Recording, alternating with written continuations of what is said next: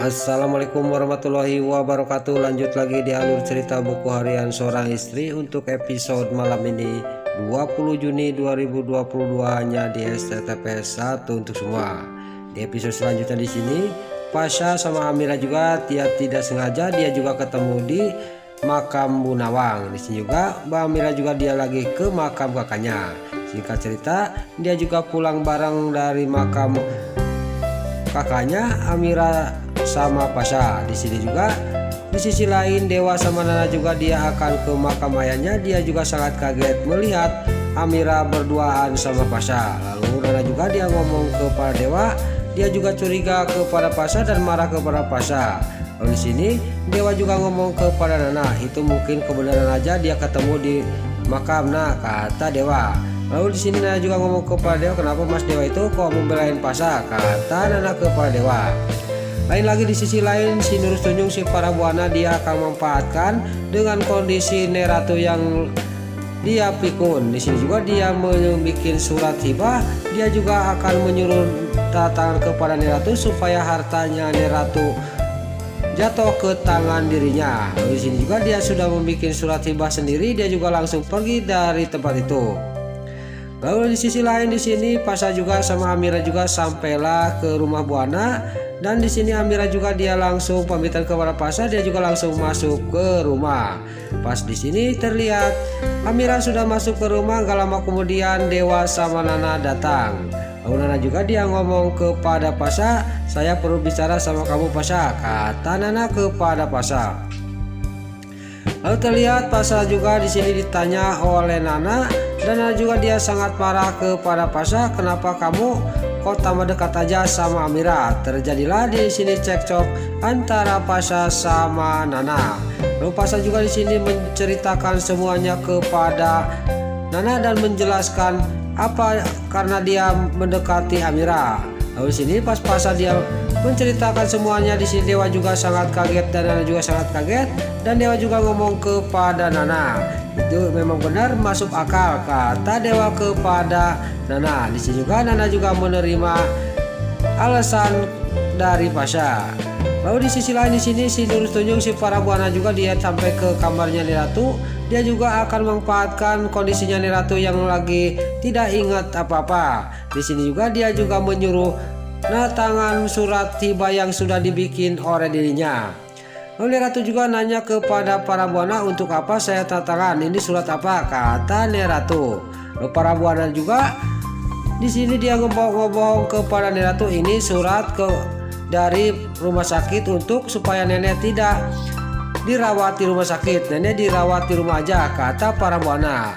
Lalu Neratu juga langsung mendatangi surat hibah itu yang bikinan para buana. Lalu pas dia sudah ditatangi surat itu, gak lama kemudian Amira datang dan Amira juga nanya kepada para buana, Bu Para, apa yang sudah ditatangani sama Neratu? Kata Amira. Di sini para buana juga dia ngomong kepada Amira, ini surat supaya Neratu dirawatnya di rumah aja, tidak boleh dibawa ke rumah sakit, kata para buana ngomong kepada Amira. Dan juga itu kamu itu jangan ikut campur urusan ini, kata para buana kepada Amira sambil dia juga ngaleos meninggalkan Amira sama Neratu keluar dari kamarnya Neratu. Lalu di sisi lain di sini pas ke tengah rumah si para buana juga dia sangat senang dan dalam hatinya ngomong, sekarang saya sudah berhasil menyuruh Neratu mendatangi surat hibah ini, saya yang kuasa di rumah ini, saya semakin leluasa untuk menekan Nana, untuk menceraikan Dewa dari dirinya, kata batinya para buana. Lalu para buana juga memanggil Suketi dan di sini Suketi juga datang dan dia juga menyuruh seluruh keluarga buana kumpul di tengah rumah. Singkat cerita semua juga kumpul di tengah rumah dan di sini terlihat Dewa juga langsung nanya kepada para buana, ada apa mah? Kok ini dikumpulin semua? Kata Dewa. Lalu para buana juga ngomong kepada semua keluarga buana, pokoknya siapapun yang mau masuk ke kamar Neratu harus izin dulu sama saya. Tanpa seizin saya tidak boleh yang menemui Neratu, kata para buana. Di sini Dewa juga sangat kaget dan dia juga sangat marah kepada para buana, tapi para buana dasar orang tua jahat di sini juga ngomong kepada, pokoknya ini udah keputusan saya. Pokoknya kalau ada yang mau nemuin Ratu harus izin dulu kepada saya, kata para buana sambil dia juga pergi dari rumahnya untuk menuju ke suatu tempat. Lalu pas para buana sudah pergi di sini, Dewa juga sama Nana juga masuk ke kamar dan Nana juga ngomong kepada Dewa, maaf Mas Dewa, saya curiga kepada Mama Farah. Ini mungkinan akal-akalan Mama Farah, kata Nana kepada Dewa. Lalu pas Nana sudah ngomong kayak gitu, Dewa juga ngomong kepada Nana, saya juga sama dengan pikiran kamu Nah. Saya juga curiga ini pasti akal-akalan Mama Farah. Saya harus bisa masuk ke kamar Ratu, kata Dewa kepada Nana.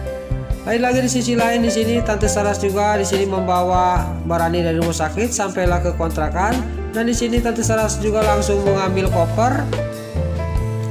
Dan sudah diambil koper juga dia ngomong kepada Rani, kita sekarang harus pulang ke Bali Rani, kata Tante Saras kepada Mbak Rani. Mbak Rani juga di sini dia ngelawan kepada Tante Saras, saya tidak akan pulang ke Bali karena saya sudah menandatangani kontrak kerja dengan Cahaya Nanda, kata Mbak Rani. Lalu gak lama kemudian di luar, Pak Fajar juga sampailah ke kontrakannya. Pas Pak Fajar sudah sampai, pas mau masuk ke dalam kontrakannya, di sini Mbak Rani dia memanggil Fajar. Dia juga langsung menghampiri Pak Fajar.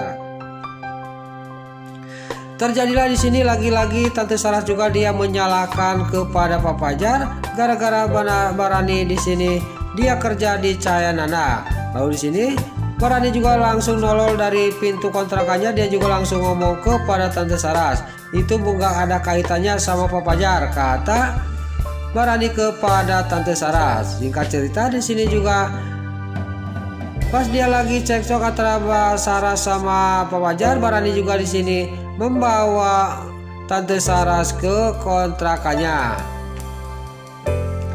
Lain lagi di sisi lain di sini si para buana juga sampailah ke lokasi ke pemakaman ayahnya Nana.